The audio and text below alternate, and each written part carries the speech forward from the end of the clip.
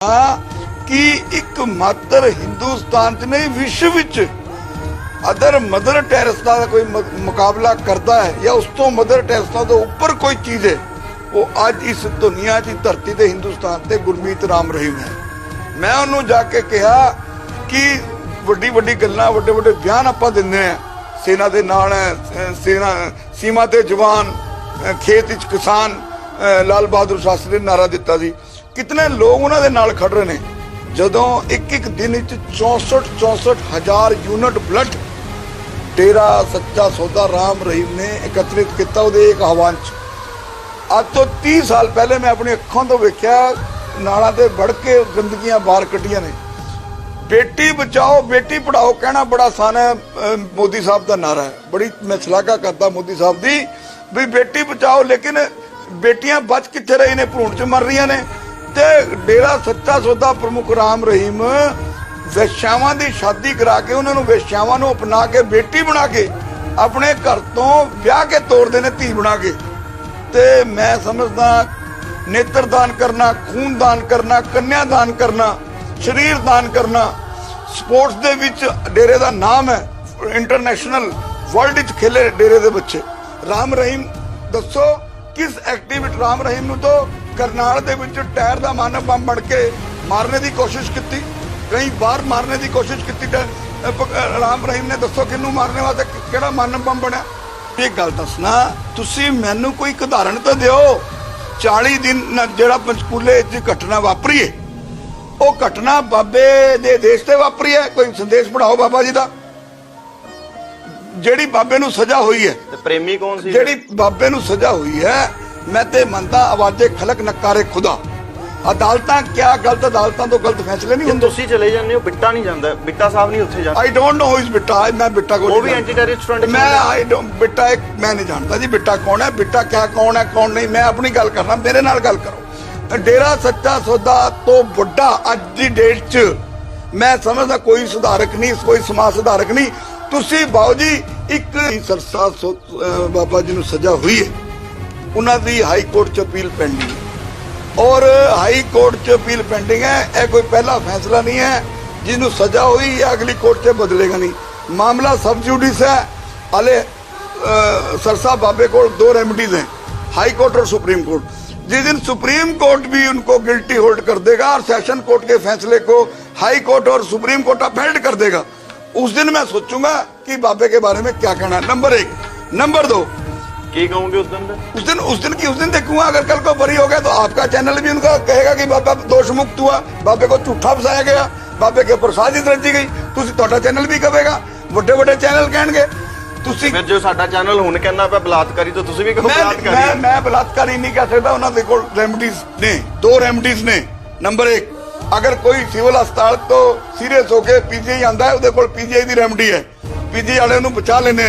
ਤੇ मैं ਤੁਸੀਂ ਬਾਬੇ ਦੀ ਇੱਕ ਘਟਨਾ ਦੱਸੋ ਜਿਹਦੇ ਵਿੱਚ ਉਹਨਾਂ ਨੇ ਕਿਸੇ ਨੂੰ ਭੜਕਾਣੇ ਦੀ ਗੱਲ ਕੀਤੀ, ਹਿੰਦੂ ਸਿੱਖ ਭਾਈਚਾਰੇ ਵਿੱਚ ਪਾੜ ਪਾਣੇ ਦੀ ਕੋਸ਼ਿਸ਼ ਕੀਤੀ, हिंदुस्तान च आपस में जहर घोलने की गल की।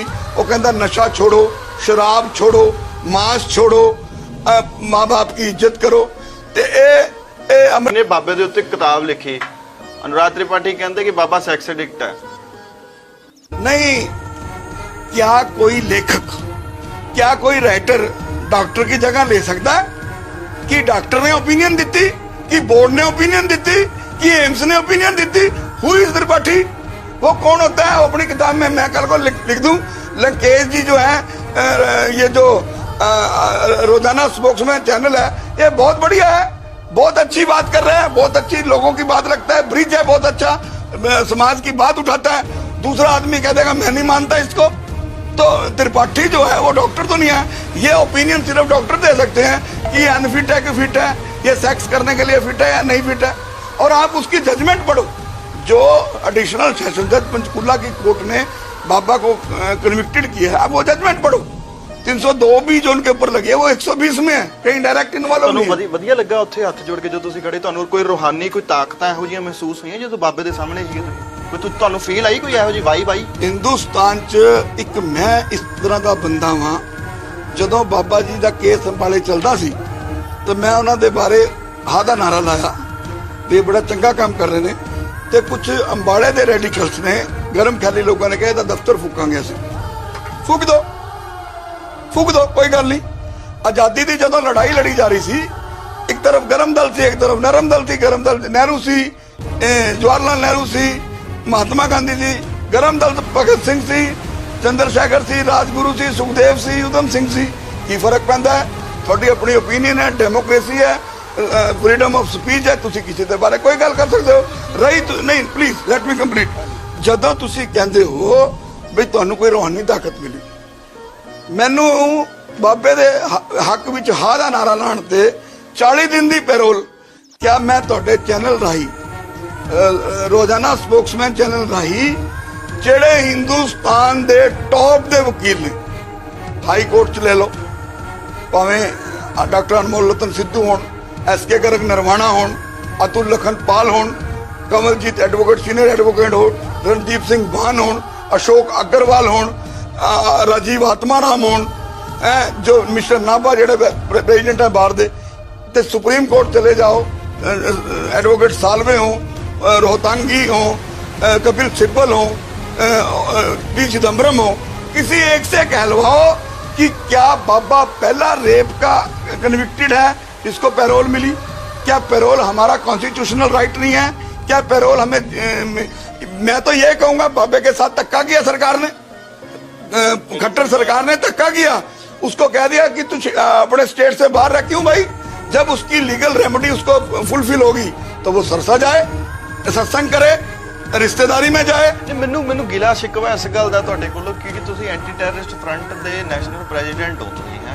ਤੁਸੀਂ ਲੋਕਾਂ ਦੇ ਵਿੱਚ ਜਿਹੜਾ ਖੌਫ ਪੈਦਾ ਹੁੰਦਾ ਉਹਨੂੰ ਖਤਮ ਕਰਦੇ ਹੋ, ਜੋ ਅੱਤਵਾਦ ਫੈਲਦਾ ਉਹਨੂੰ ਖਤਮ ਕਰਨ ਦੀਆਂ ਤੁਸੀਂ ਕੋਸ਼ਿਸ਼ਾਂ ਕਰਦੇ ਹੋ। ਤੁਸੀਂ ਉੱਥੇ ਹੱਥ ਜੋੜ ਕੇ ਬਾਬੇ ਸਾਹਮਣੇ ਸ਼ਿਕਾਇਤ ਕਰਦੇ ਪਏ ਕਿ ਬਾਬਾ ਜੀ ਮੈਨੂੰ ਬੱਬਰ ਖਾਲਸਾ ਦੇ ਲੋਕਾਂ ਨੇ ਆ ਕੇ ਧਮਕੀ ਦੇ ਦਿੱਤੀ। ਨਹੀਂ, ਬਾਬਾ ਤੁਹਾਨੂੰ ਕਿਵੇਂ ਬਚਾ ਲੇਗਾ? ਨਹੀਂ ਬਿਲਕੁਲ ਤੁਹਾਡੇ ਕੋਲ ਗਲਤ ਫੀਡਬੈਕ ਹੈ। ਤੁਸੀਂ ਜੇ ਤੁਹਾਡੇ ਕੋਲ ਉਹ ਵੀਡੀਓ ਹੈ ਤੁਸੀਂ ਉਹ ਦੇਖੋ, ਤੁਸੀਂ ਉਹ ਸੁਣੋ। ਮੈਂ ਕਿਹਾ ਜੀ ਤੁਹਾਡੇ ਹੱਕ 'ਚ ਹਾਂ ਦਾ ਨਾਰਾ ਲਾਉਣ ਦਾ ਨੁਕਸਾਨ ਇਹ ਮੈਨੂੰ ਡਰਾਉਣ ਦੀ ਕੋਸ਼ਿਸ਼ ਕੀਤੀ ਵੀ ਤੈਨੂੰ ਸੋਧ ਦਿਆਂਗੇ। ਮੈਂ ਕਿਹਾ ਬਾਬਾ ਜੀ ਤੁਹਾਡੀ ਜਗ੍ਹਾ ਜੇਲ੍ਹ 'ਚ ਨਹੀਂ। ਅੱਜ ਲੰਕੇਸ਼ ਜੀ ਮੈਂ ਤੁਹਾਡੇ ਰਾਹੀਂ ਗੱਲ ਕਰਨਾ, ਤੁਸੀਂ ਪਰਿਵਾਰ ਦੇ 5 ਆਦਮੀਆਂ ਨੂੰ ਇਕੱਠੇ ਨਹੀਂ ਲੈ ਕੇ ਚੱਲ ਸਕਦੇ। ਤੁਹਾਡੇ ਆਪਣੇ ਵਾਈਫ ਦੇ ਨਾਲ ਓਪੀਨੀਅਨ ਆਫ ਡਿਫਰੈਂਸਿਸ ਹੈ, ਤੁਹਾਡੇ ਆਪਣੇ ਬੇਟੇ ਨਾਲ ਓਪੀਨੀਅਨ ਆਫ ਡਿਫਰੈਂਸਿਸ ਹੈ। ਤੁਸੀਂ ਲੱਖੋਂ ਲੋਕ ਆਪਦੇ ਬਾਬਾ ਜੀ ਦੇ ਨਾਲ ਚੱਲ ਰਹੇ, ਕਰੋੜੋਂ ਲੋਕ ਬਾਬਾ ਜੀ ਦੇ ਨਾਲ ਚੱਲ ਰਹੇ ਤੇ ਕੋਈ ਤੇ ਨਾ ਕੋਈ ਰੂਹਾਨੀਅਤ ਉਹਨਾਂ ਦੇ ਅੰਦਰ ਹੈਗੀ ਹੈ, ਉਹ ਕੁਝ ਚੀਜ਼ ਨੇ।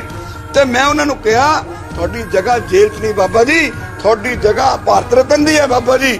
ਕੇਂਦਰ ਤੇ ਰਾਜ ਸਰਕਾਰ ਨੂੰ ਸੋਚਣਾ ਪਊ। ਇੱਕ ਸੈਕਸ਼ਨ ਹੈਗਾ ਕਾਨੂੰਨ ਦੇ ਵਿੱਚ ਜਿਹਦੇ ਵਿੱਚ ਗਵਰਨਰ ਕਿਸੇ ਵੀ ਕੈਦੀ ਨੂੰ ਰਿਲੀਜ਼ ਕਰ ਸਕਦਾ ਹੈ। ਚੌਟਾਲਾ ਰਾਜ 'ਚ ਉਹ ਐਕਸਰਸਾਈਜ਼ ਹੋਏ ਨੇ ਤੇ ਕਾਨੂੰਨ ਦੇ ਵਿੱਚ ਉਸ ਚੀਜ਼ ਦਾ ਪ੍ਰਾਵਧਾਨ ਹੈ ਕਿ ਕੋਈ ਅਗਰ ਜਜਮੈਂਟ ਗਲਤ ਆ ਗਈ, कोई जजमेंट प्रोनाउंस गलत होगी, कोई एविडेंस डिफेंस की एविडेंस, प्रोसिक्यूशन एविडेंस किसी ने झूठी कर दी, लालच में कर दी।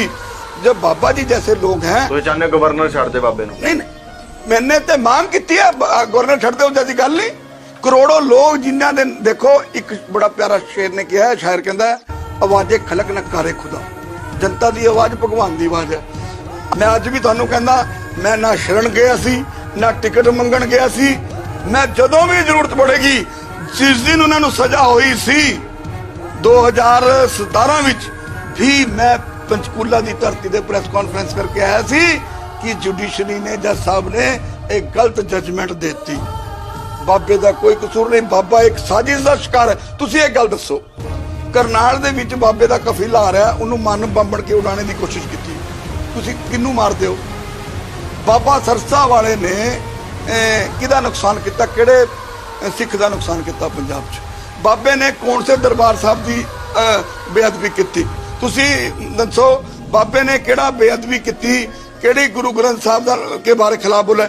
एक शब्द पढ़ा दो, मैं डेरे का विरोध करांगा, डेरे का घराव करांगा, बाबे की परोल कैंसर कराने वास्ते मैं हाई कोर्ट जावांगा। तुसीं फिर कोई नवा बहाना लभ लेना, क्योंकि जिस तरीके अदालत ने वर्डिक्ट दिता उत्ते उत्ते तुसीं ये बहाना लभ लिया कि सुप्रीम कोर्ट ने नहीं हले तक दिता। उस तो बाद तुसीं कहंदे हो गवर्नर कोल भी एक पावर हुंदी कि ताकत हुंदी कि वो छड्ड सकदा हैगा।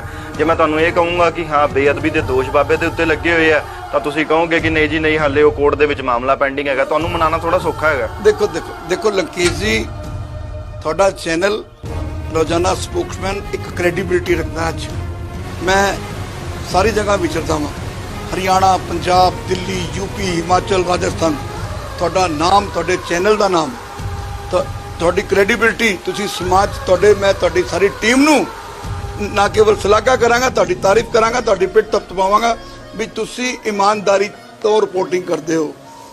ਮੈਂ ਤੁਹਾਨੂੰ ਇੱਕ ਕਾਨੂੰਨ ਦੀ ਪਰਿਭਾਸ਼ਾ ਬਤਾਦਾ, ਕਾਨੂੰਨ ਦਾ ਸਿਧਾਂਤ ਬਤਾਦਾ। वो कहता है जब तक कानून कहता है आप किसी कानूनी लीगल विशेषज्ञ को बुला लेना जिसकी स्पेशलाइजेशन हो लॉ के अंदर। वो कहता है जब तक आप कोर्ट में ट्राई हो रहे हो, ट्रायल चल रहा है, तो आपको इनोसेंट समझ के ट्रीट किया जाए। ये मैं नहीं कह रहा, ये कानून का सिद्धांत है, न्याय का सिद्धांत है। उसको इनोसेंट, उसको अगर पहले आपने दोषी मान लिया फिर तो आपका माइंड सेट हो गया, इसको सजा देनी है। इसीलिए कानून में पहले पुलिस जो है अपना चालान पेश करती है, फिर पुलिस के जो गवाह खड़े करते हैं उनको पेश किया जाता है, फिर बचाव पक्ष के गवाह होते हैं, फिर दोनों को पढ़ के, इसीलिए न्याय की जो देवी है उसकी आंखों पे पट्टी है। तो मैं बाबा जी सरसावाड़े के पास गया, उनके अच्छे कार्यों को देखते हुए उनको नतमस्तक करने। मैं बाबा जी के पास गया, उनके साथ आज भी करोड़ों फॉलोवर हैं कि ये बहुत बड़ी बात है। मैंने हाथ जोड़ के कहा ये बहुत बड़ी बात है।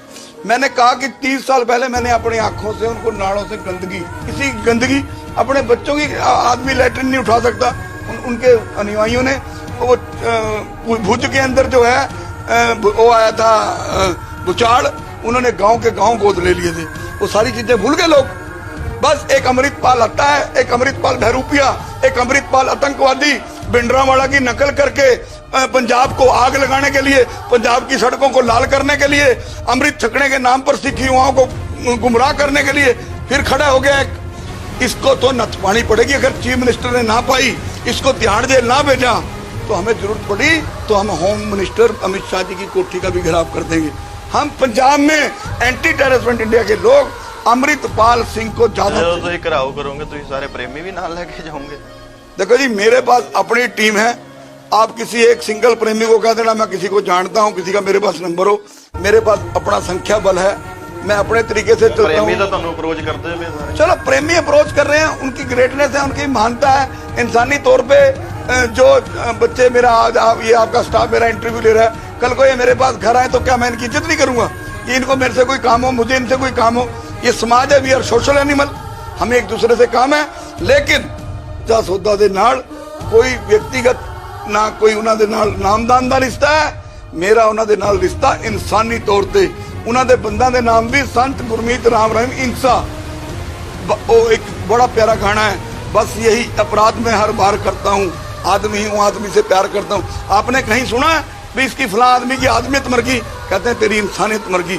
वहाँ डेरे पे इंसानियत जिंदा है, वहाँ भाईचारे का संदेश दिया जाता है, वहाँ भारतीय सेना के लिए ब्लड दिया जाता है, वहाँ वेश्याओं की बेटियों की शादी कराई जाती है, वहाँ बच्चों को, लड़कियों को मुफ्त शिक्षा देके अच्छी खिलाड़ी बनाया जाता है। तो वो डेरा, और रोप तो किसी के ऊपर लगा लो रेप का। 2011 में रेप के केस इस तरह दर्ज हुए, फिर सुप्रीम कोर्ट को इंटरफेरेंस करना पड़ा। आप किसी के ऊपर 10 साल पहले मेरा रेप हुआ, 20 साल पहले मेरा रेप हुआ, और भाई रेप केस की बात करते हो, 20 साल पुराना मेरे जितेंद्र जो फिल्मी एक्टर है, 47 साल के बाद शिमला में उसके ऊपर रेप का मुकदमा दर्ज हुआ। मैं आपके चैनल राही पूछना चाहता हूँ, कहाँ का कानून है ये? आप 10 साल पहले सुप्रीम कोर्ट की सेटल जजमेंट है कि अगर आपने 10 घंटे 6 घंटे भी डिले किया रेप में तो आपको एक्सप्लेन करना पड़ेगा। 47 साल के बाद जो लोग कहते हैं, महिला संगठन कहते हैं कि रेपिस्टों को फांसी होनी चाहिए, 100% फांसी होनी चाहिए। फांसी से भी कोई गंदा कानून है वो बनना चाहिए। लेकिन जो औरतें झूठा मुकदमा दर्ज करवाती हैं उनके लिए भी कोई मांग करें वो महिला संगठन, क्योंकि जब झूठे फंसते हैं वो कौन है? वो भी माँ के बेटे हैं, वो भी किसी बहन के भाई हैं, वो भी किसी बेटे के बाप हैं, किसी बेटी के बाप हैं, किसी औरत के पति हैं। तो ये सारी चीजें मैं आप जी दे राही